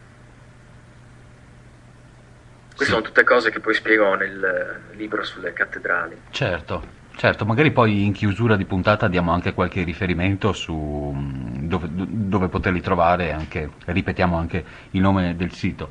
In chiusura, quando manca poco più di un quarto d'ora alla fine della puntata, ti vorrei fare un paio di domande tra le più complesse forse, le famose domande delle 100 pistole, come diceva qualcuno tempo fa. E una è, parliamo dell'ipotesi extraterrestre o biologica, ovvero sia della panspermia guidata, l'esi di Crick e Hoyle sulla nascita della vita sulla Terra. Come c'è il film Prometheus? Tra gli altri, e infatti anche quel film lì dà la sua ipotesi, che comunque non è tanto lontana dalle teorie anche di Zecharia Sitchin, no? Che tu conoscerai bene. Che idea ti sei fatto tu a riguardo? Sempre se possiamo parlare in 5 minuti, cosa che non credo. Allora, dipende di cosa parliamo. Allora, innanzitutto una cosa di cui mi sono reso conto studiando questo tipo di fenomeni è che ci sono sicuramente dei fattori esogeni alle persone, o almeno a una percentuale delle persone che costituiscono queste casistiche. Sicuramente ci sono i megalomani, sicuramente ci sono quelli che probabilmente hanno preso un granchio. È possibile però che queste testimonianze di, ad esempio, rapimenti, manipolazione genetica, possono essere indotte da due fattori. Uno che probabilmente è esogeno e dipende da esperimenti svolti da enti governativi sulle persone. Ora, questa ipotesi fino agli anni 90 non aveva molte spiegazioni logiche, perché non si capiva molto bene perché dei governi rapissero le persone per fare esperimenti. Quali esperimenti? Oggigiorno però, con le varie teorie sugli illuminati e il nuovo ordine mondiale, e anche col fatto che sono usciti documenti a chiarimento di vari progetti governativi, soprattutto americani, sappiamo che effettivamente sulle persone vengono fatti esperimenti legati al DNA, legati all'ipnosi, e ipnosi non soltanto di tipo professionale, quella che praticano normalmente gli psicologi o gli psicoterapeuti, ma veicolati da elementi aggiuntivi che vanno a potenziare e rendere coatta l'ipnosi, che normalmente non lo dovrebbe essere, però con l'aggiunta di speciali droghe o di suoni particolari che vengono indotti nelle persone, vengono fatti ascoltare o vengono indotti anche a livello subliminale, perché parliamo anche di infrasuoni e di ultrasuoni, questi soggetti potrebbero finire per manifestare una doppia personalità. Una doppia personalità che verrebbe attivata con dei comandi post-ipnotici per fare in modo che queste persone commettano e eventualmente si suicidino per non lasciare tracce. Beh, diciamo Questa che cosa sì, è plausibile nel momento in cui si utilizzano droghe e suoni per potenziare l'effetto normale dell'ipnosi. Un professionista che pratica ipnosi non può rompere le barriere morali che un individuo porta con sé, quindi non può fargli fare qualcosa che lui moralmente non accetta di fare. certo. Questa è una prima ipotesi nell'ambito esogeno. In ambito endogeno, Jung lo ha rilevato già decenni fa, gli avvistamenti, in questo caso di UFO, perché per quanto riguarda le cosiddette abduction, Jung non ha studiato, non ha parlato, lui innanzitutto comunque parla degli avvistamenti e spiega che sono degli aspetti inconsci, repressi, che emergono in modo eccezionale, in modo moderno se vogliamo, ma proprio perché riguardano delle tensioni che si sono create appunto inconsciamente, dovute ai dissesti sociali, alle problematiche della società moderna, che sono particolarissime e non solo l'uomo prima del XX secolo, che appunto è iniziato con ad esempio la rivoluzione industriale, dove c'è stata una grande diffusione della catena di montaggio, che è una vera e propria fucina di alienati, e quindi un'alienazione di questo tipo a lungo andare porta a delle conseguenze che possono essere anche degli avvistamenti. Poi per quanto riguarda invece l'aspetto delle abduction, mi sono reso conto che è possibile che ci sia una psicogenesi anche di questo tipo di ricordi. E per giustificarla questa cosa bisogna andare a guardare appunto la sindrome da falso ricordo, che è una sindrome normalmente si presenta come un falso ricordo di un abuso sessuale avuto nell'infanzia, o da parte di un genitore o da parte di un insegnante o di qualche altra persona che entra di solito in contatto con i bambini per motivi professionali. Il falso ricordo può emergere per desideri repressi o per paure represse. Quindi ad esempio, siccome in ogni bambina c'è un desiderio sessuale nella prima infanzia, cioè tra i 4 e i 6 anni d'età, cioè nel periodo cosiddetto edipico da Freud, periodo in cui lei desidera possedere, essere posseduta dal padre, ma poi questo desiderio viene ribaltato in altro modo, questo desiderio può rimanere nell'inconscio e maturare con un falso ricordo, quindi esprimersi, perché la pressione che sente è molto forte, esprimersi con questo falso ricordo. E la cosa strana che ho notato è che c'è stato il picco di falsi ricordi classici tra la metà degli 80 e la metà degli 90, stesso periodo in cui c'è stato il picco di ricordi di abduction.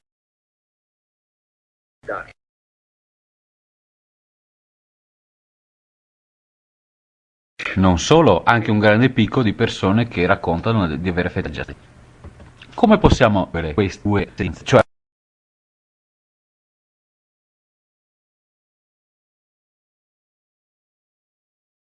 come possiamo dire che un'esperienza è vera e un'altra è falsa?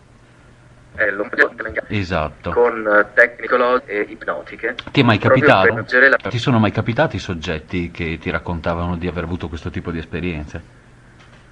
No, le abduction non mi sono mai capitate. Perché notavo una cosa interessante, adesso forse non vuol dire niente, ma io ti avevo fatto una domanda che riguardava l'origine dell'umanità e tu mi hai risposto come se ti avessi fatto una domanda sulle abduction. Le vedi molto legate queste due cose? Ma il fatto è che noi non sappiamo effettivamente come ci siamo sviluppati. Noi abbiamo un'idea che ci deriva dalla storia classica, dalla paleontologia, secondo la quale sono stati scoperti certi strumenti che aiutavano la manipolazione degli oggetti. Tramite questi strumenti si è estratto il midollo dalle prede e quindi il cervello, grazie al nutrimento fornito dal midollo, si è sviluppato in modo particolare. Però noi non sappiamo quanto di terrestre c'è nel nostro DNA, ma io non sto parlando di alieni come nel film Prometheus, che per quanto molto bello, però non ci sono prove di questo. Non parliamo di alieni. Io sto parlando di semplicemente contaminazione dallo spazio, contaminazione da parte di meteoriti. Ad esempio sembra che la vita sulla Terra, e queste sono ultime ricerche degli astrofisici e dei geologi, sia nata perché l'acqua e i primi amminoacidi sono stati portati da piogge di meteoriti. È ovvio che da questo punto di partenza iniziale ci possono essere stati altri momenti in cui piogge di meteoriti hanno portato qualcos'altro, certo, che si è abbinato in qualche modo, si è integrato a quello che già era arrivato e che era cresciuto all'interno dell'ambiente terrestre. Quindi un po' noi siamo alieni, perché se i nostri amminoacidi derivano dallo spazio. Guarda, io distinguerei il termine alieno dal termine extraterrestre, sei d'accordo anche tu? Sì. Cioè alieno significa diverso da sé, ma se questa base genetica non è così diversa non stiamo parlando di alieni. Però alieni rispetto alla Terra. Certo, esatto, però non l'è nemmeno detto, perché anche nell'Enuma Elish sumerico si parla di Tiamat, no? Che avrebbe versato le acque, si parla sempre di acque in ogni caso. Certo. E quindi insomma sarebbe già testimoniata in questi poemi epici. Questo è un argomento però molto bello che se tu ci farai il piacere di tornare in trasmissione magari affronteremo meglio, ma certo, ora siamo in conclusione e ti vorrei chiedere un favore, magari di lanciare quello che potrebbe essere un argomento molto interessante che riguarda i crop circles, sui quali tu hai una tua teoria, se non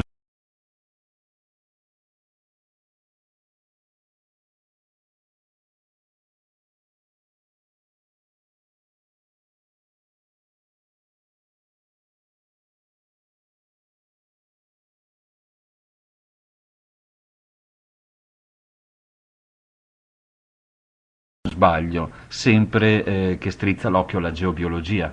è stato scoperto o comunque dedotto e c'è un riporto che ha un peso all'interno del fenomeno. Allora, ricapitolando brevemente quello che è la questione, noi abbiamo delle luci, le cosiddette ball of light, sembra siano... Ora la teoria dice che lo facciano attraverso dei raggi combinati di microonde e onde sonore, soprattutto ultrasuoni e infrasuoni, cioè inferiori ai 20 e superiori ai 20.000 Hz, che è la fascia in cui invece il nostro orecchio riesce a sentire. Certo. Ora, questi raggi servirebbero a surriscaldare, grazie a una determinata frequenza, l'acqua contenuta negli steli del grano e probabilmente in base a una determinata calibrazione si riesce proprio a fare surriscaldare, quindi a far esplodere il nodo più in basso, che porta al piegamento di questo filo di grano. Quindi i piegamenti contigui di grandi quantità di questi fili di grano che poi danno vita a delle forme geometriche. Ora, siccome è stato rilevato che al di sotto di dove vengono fatti i cerchi nel grano ci sono delle acque sotterranee di qualche tipologia, mi sono reso conto che probabilmente la modalità con cui i disegni vengono effettuati, quindi non come viene piegato il grano, ma proprio il modo in cui gli viene data una certa forma, sì, può dipendere dalla manipolazione delle reti Hartmann e Kerry, proprio perché essendoci acqua sotterranea, queste sono energeticamente più cariche e quindi è possibile che questi raggi interagiscano con le reti. Posso azzardare un esempio, Massimo? Certo. Cioè, sarebbe come mettere della limatura di ferro vicino a un magnete? In un certo senso sì, anche se il procedimento è diverso e per spiegartelo ti spiego come funzionano i cromlech, come si crea un cromlech, cioè un cerchio di pietra. Grazie. Cioè quello con gli anelli inellettrici. Per fare questo bisogna trovare prima il centro e posizionando una pietra vicino a un nodo Hartmann e un nodo Kerry, questi si uniscono in coincidenza della pietra e si forma il centro. Poi si pone una pietra perimetrale, la prima pietra perimetrale, su un nodo Hartmann a una certa distanza, può essere dopo 1, 2, 3 nodi Hartmann, a seconda della grandezza con cui si vuole realizzare questo circolo, e a quel punto si possono piazzare tutte le altre pietre intorno al circolo, tanto poi i nodi, bene o male, anche se non li si posizionano al di sopra, sono gli stessi nodi che si spostano per coincidere con le pietre. Allora, cosa potrebbe succedere? Visto che in questo caso a essere concentrici ovviamente sono le reti, no? È la rete Hartmann soprattutto, Sì. che diventa concentrica e quindi crea queste aree polarizzate alternate. Nel caso dei crop potrebbe essere che, siccome queste poste quasi sempre a coppie, che una si pone in un certo momento al centro del circolo che sta per disegnare e l'altra nel perimetro. E poi comincia a muoversi intorno al perimetro finché non decide di fermarsi perché diciamo che il circolo non viene interrotto, perché noi sappiamo che le forme che vengono realizzate sì, molto spesso sono totalmente circolari, quindi tanti circoli ad esempio tutti in fila, però altre volte sono figure più diverse, più lineari, tipo ad esempio ne ricordo una che aveva la forma del simbolo di Horus, quindi il falco con il circolo con le due ali laterali. In quel caso i vari cerchi che compongono le ali vanno interrotti proprio per dargli alla fine la forma dell'ala. Quindi il movimento potrebbe essere proprio di questo tipo. Come un compasso, abbiamo una punta centrale e poi la matita che lungo il perimetro si muove fino a che deve tracciare il circolo. Questa è l'idea che mi sono fatto sul come vengono realizzate le figure, alcune figure piuttosto che altre. Quindi sarebbe estremamente semplice stabilire quali possono essere genuini da questo punto di vista da quelli che sono fatti dall'uomo tramite quei sistemi che abbiamo visto, insomma, che sono anche poco credibili, perché chi si è occupato di analizzare queste formazioni si è accorto appunto della bollitura del nodo, come hai notato tu, e anche del fatto che si trattava appunto di disegni un po' troppo complessi per essere fatti semplicemente con una sbarra di legno e delle corde. Sì, sono perfetti proprio perché quando si attivano queste variabili naturali, quando si interagisce con i nodi, con le reti, con l'acqua, tutto viene portato avanti da sé con la matematica dei frattali, cioè rispettando quella che è la sequenza di Fibonacci. Abbiamo in tantissime strutture, ad esempio la chiocciola. Certo. La perfezione della chiocciola è data dalla matematica di Fibonacci. La cosiddetta sezione aurea, giusto? Esattamente. E quindi si creerebbero delle figure perfette, diciamo in maniera quasi automatica, se vogliamo. Sì, comunque bisogna sapere dove mettere il centro e dove mettere il perimetro e come muoversi, però certo. Quello lo fa anche un plotter, voglio dire. Sì.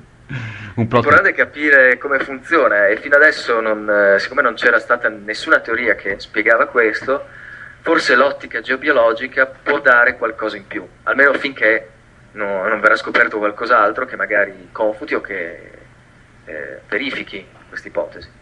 Però consideri sempre che ci sia un'intelligenza che li voglia costruire.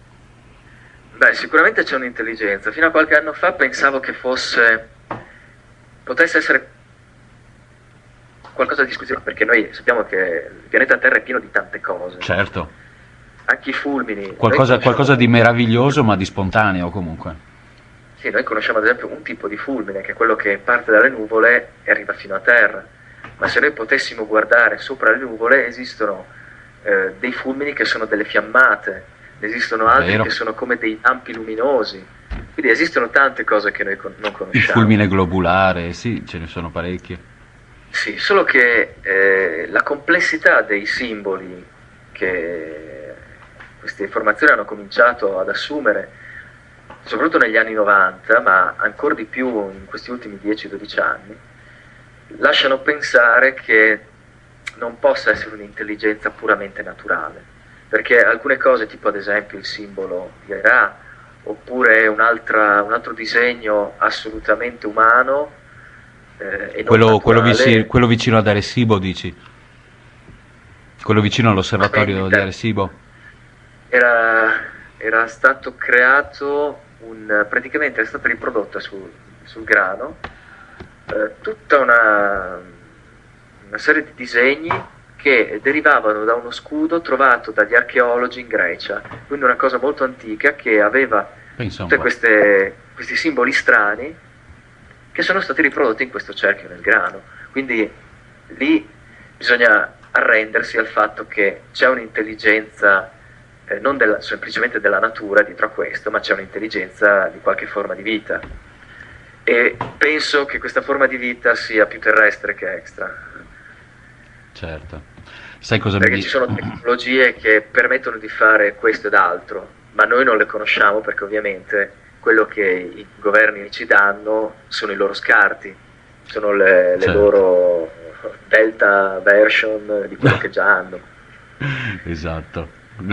Esatto, abbiamo la versione Win98, insomma, noi della tecnologia. Sì, sì, noi sai, anche prima. Abbiamo ancora il 386. Però qualcuno mi ha anche detto che non esiste nulla nell'universo che non sia naturale, persino la plastica è naturale, per cui Però è prodotto dall'uomo. l'uomo è un prodotto della natura, per Sì, cui però c'è una differenza nel momento in cui un ecco, fenomeno è prodotto totalmente dalla natura e quando l'uomo bravo. ci mette le mani. Quella differenza mi interessa tantissimo. Qual è quel Eh, momento in cui si parla di organismo vivente e basta, e quando si comincia a parlare di organismo cosciente? Ma questo potrebbe essere il tema di un'altra puntata.